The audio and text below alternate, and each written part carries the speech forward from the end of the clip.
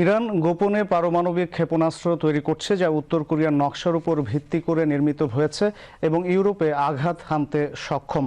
এমনটাই দাবি করেছে দেশটির বিরোধী গোষ্ঠী national council of resistance of Iran.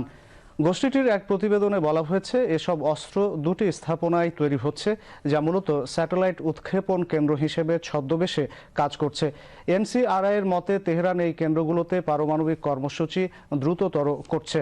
তাদের প্রতিবেদনে আরও বলা হয়েছে, ক্ষেপণাস্ত্রগুলো ৩,০০০ কিলোমিটারের বেশি অতিক্রম করতে সক্ষম, যা ইউরোপের বিভিন্ন অংশকে লক্ষ্যে পরিণত করতে পারে।